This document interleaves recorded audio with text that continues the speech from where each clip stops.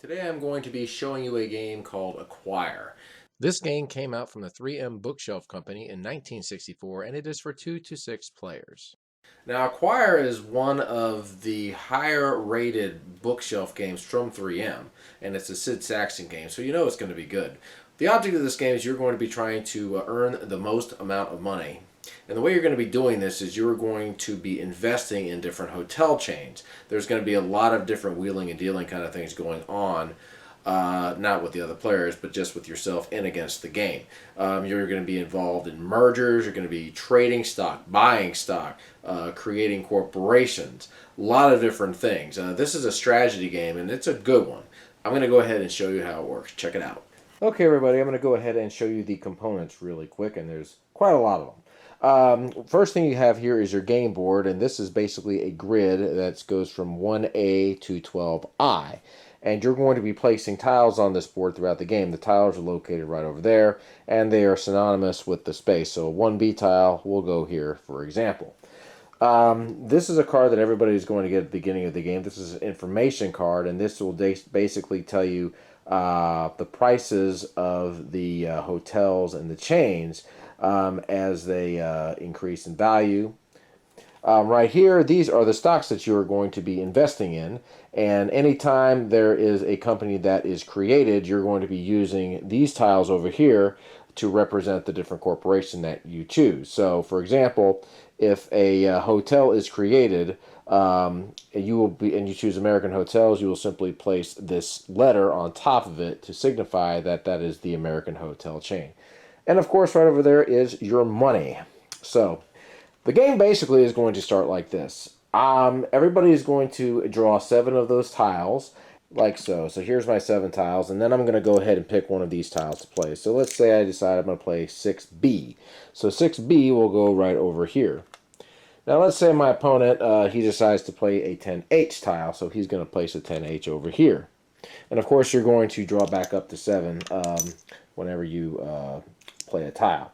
So I go ahead and look at my hand again, and I'm going to go ahead and play a 10D, and I'll go ahead and do that. And my opponent, he decides he's going to play a 5I, which goes here.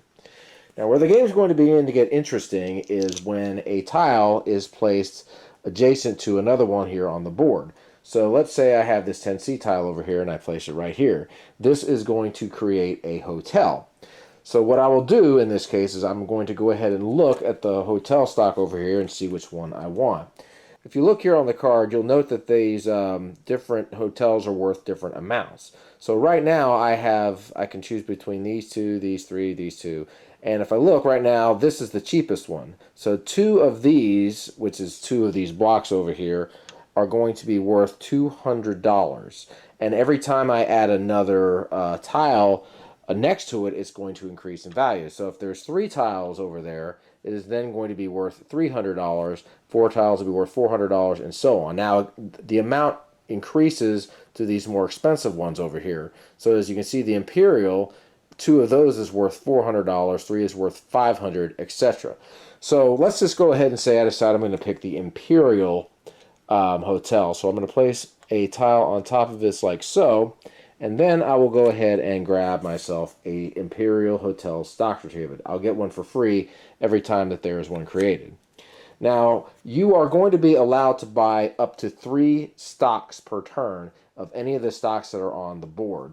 So right now, if I want to, I can go ahead and buy 3 of these Imperial Hotels.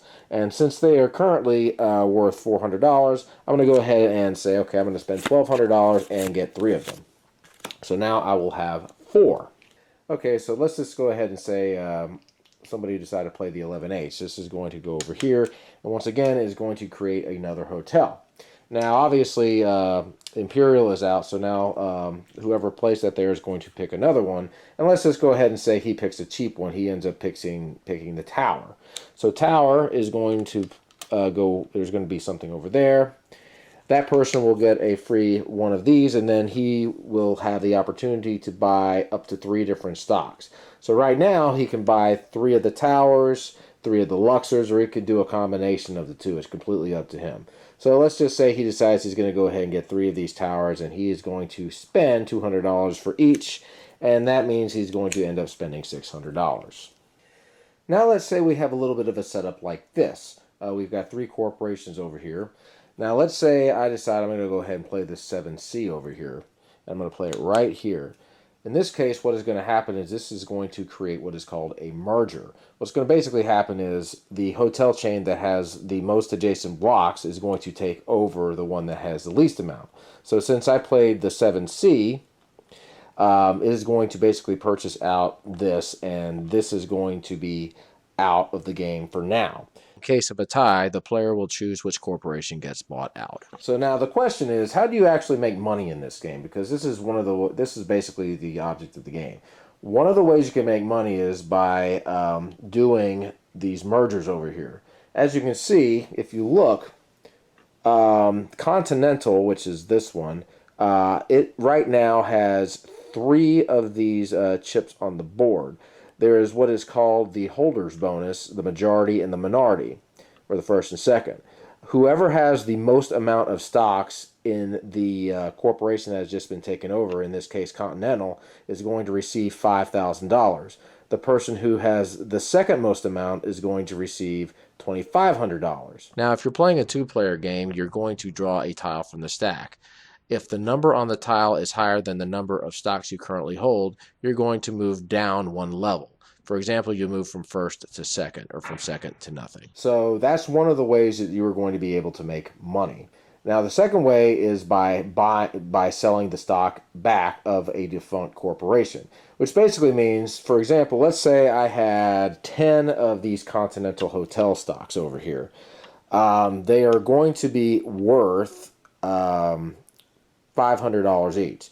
So I have a choice. I can either sell those 10 stocks back for $500, and that will give me $5,000, or I can hold on to some of them because that Continental will probably end up coming back into the game at some point when there is another hotel chain made. So the question is, do I want to keep some? Do I want to sell the stocks back, etc.? Now, whenever you end up having a corporation that has more than 11 or more of these tiles next to each other, that is going to create a safe corporation. This basically means that this cannot lose to a merger. So if there was like a company that was over here and merged with this corporation is not going to be affected. It's basically going to be in the game for the rest of the game. Now, there also may be a time when there are going to be 2 safe corporations on the board, and there might be a tile that might actually be able to get in between them. So let's say this place had 11 of those tiles, like all the way over here, and let's say it ended there and there was a 6D tile that I could play. I'm not going to be able to play it there because neither of those corporations are going to lose because they're both safe. So in that case, I would discard the tile and I would go ahead and draw another one. So the third way you're going to be able to make the money is at the end of the game. When you get to the end, you're basically going to look at the stocks that are on the board, and you're going to go ahead and count them up and sell your stock back. So let's say, for example, 30 of these tiles that were creating the Imperial Corporation over there. Each one of the stocks is going to be worth $1,000. So you're going to get that back once you sell them back. But also, if you have the most amount of those particular stocks at the end of the game, in this case, let's just say there was 30, you would receive $10,000 if you were the one that had the most amount of those stocks, and you would receive $5,000 if you were in second place. And the game is basically going to go ahead and end when one of these corporations has 41 or more tiles on there, or all of the corporations that are in the game are safe. Now, you can actually continue playing until somebody actually discovers that there are the prerequisites to the game ending.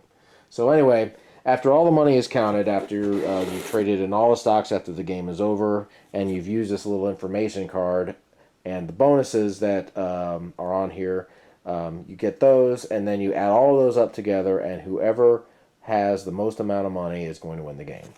So my thoughts on Acquire. Well, this is a game my wife and I really like.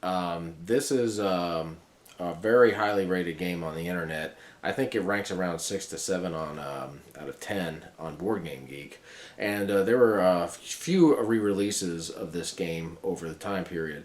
And this game is actually not too cheap. I mean, this usually goes for about $20 on eBay. This version, I actually have a version that's actually worth $150 from Avalon Hill that I happened to luck out at a thrift store for. So this is a fairly sought-after game for collectors like myself.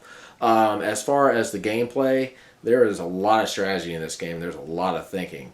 There's a lot of different choices that you can make, and you have to kind of figure out which choice is going to work best. Do you want to go ahead and invest stock into a corporation that doesn't have a lot of those blocks on there in hopes that it's going to eventually get bought out? Or do you go ahead and buy more stock in a corporation that is eventually going to be a powerhouse, and you'll be able to trade in the cards at the end of the game and get big bonuses? There's a lot to think about in this game. As far as also, do you want to sell the stocks back, or do you want to hold on to them in hopes that you'll be able to get another corporation on there of the same name? So there's some things to think about. But anyway, as far as strategy goes, this one's a good one. And if you're into like high finance or whatever kind of things, this is a game you might want to consider getting. Anyway, that is all I have for tonight, y'all. You all have a great day. I'll see you soon. Take care.